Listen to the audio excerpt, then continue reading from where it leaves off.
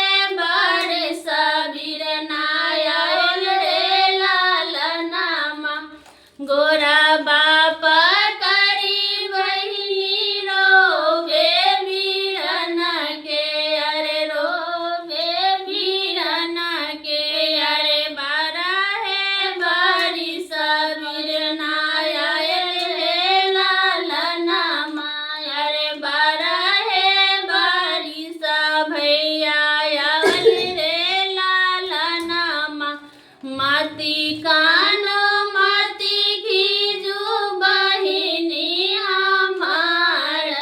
अरे बहिनी हमारा की लेके अइली दस मोहर रे लालना मायर लेके अइली दस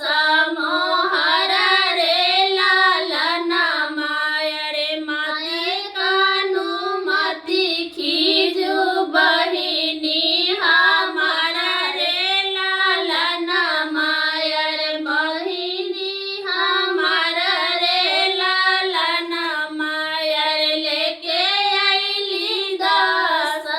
मोहर रे लालना मायर लेके अइली दस मोहर रे लालना माया तबे बचन जब सुनले बहिनिया रे सुनले बहिनिया रे बसी गेला बहिनी के पापा रे लालना माया रे बसी गेला बहिनी के पापा रे लालना माया तबे बचन जब सुनले बहिनिया रे सुनले बहिनिया रे बसी गेला बहिनी के पापा रे लालना माया रे बसी गेला बहिनी के पापा रे लालना मा जल्दी से चलो भैया मेरा नाया गना माया रे मेरा नाया गना माया लागल हो भूख बड़ी तेज रे लालना अरे लागल हो भूख बड़ी तेज रे लालना जल्दी से चल बिरना भैया गना माया रे भैया गना माया रे लागल होता भूख बड़ी तेज रे लालना माया रे लागल होता भूख तेज रे लालना माया तबे बचन सुनना भैया रे सुने बिरना भैया रे चली देला बहिनिया गना रे लालना माया रे चली देला बहिनिया गना रे लालना बैसू भैया गिराना यही रे काटिया बाया रे यही रे काटिया बाकी जल्दी से लबे हम भोजन रे लालना माया रे जल्दी से लेके आयब भोजन रे लालना जल्दी से लेके आयब भोजन रे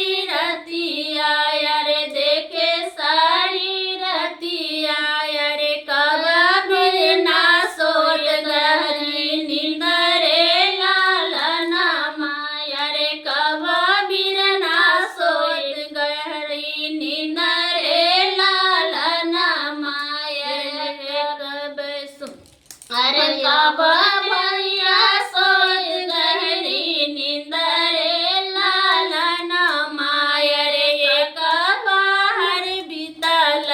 दोसर बाहर बीतल रे रतिया के 12 बजे सुतल रे नागरी नींद रे लालन माया रे रतिया के 12 बजे सुतल गईला नींद रे लालन माया रे बहिनी के मन बसल पापड़े लालन माया रे बहिनी के मन बसल पापड़े लालन माया रे घर से निकल लेके तारा ताला बारड़े लालन माया रे घर से बाहर भेल लेके धारा ताला बारड़े लालन माया रे काटी देला वीराना के सर रे लालन माया रे काटी देला वीराना के सर रे लालन माया रे लेलन सारा मोहर रे लालन माया रे लेलन सारा मोहर रे लालन मा काटी का सारा निगार ले अंगन माया रे घर ले अंगन माया रे भई गेल भोर भीना सर रे लालन माया रे भई गेल भोर भीना सर रे लालन मा अतबे बचन जब सुनले बहिनिया अरे सुनले बहिनिया अरे भई गेल भोर भीना सर रे लालन माया रे भई गेल भोर भीना सर रे लालन मा अरे घर सा बाहर भेल बहुआ घर सा बाहर भेल बहिनी के भौजी अरे बहिनी के भौजी अरे कहाँ गेल किए भेल सासु हमर रे लालन अरे कहाँ गेल किए भेल सासु हमर रे लालन माया रे सपना देख लिया जगुत रे लालन माया रे सपना देख लिया जगुत रे लालन माया जुके रतिया सासु आएले तोहर बेटबा अरे आएले तोहर बेटबा अरे पापिया ना देले उनका काटी रे लालन अरे पापी ना देले उनका काटी रे लालन अतबे बचन जब सुनलन मैया अरे सुनलन माया रे देई दाना बहुआ ना पानी रे लालन अरे देई दाना बहुआ रे एक लोटा पानी रे लालन माया रे जाए भोजन लालन रे लालन माया रे जाए भोजन लालन रे लालन एक देश खोजल दोसर देश खोजल दोसर देश खोजल अरे पहुँचल बेटी के रे लालन माया रे पहुँचल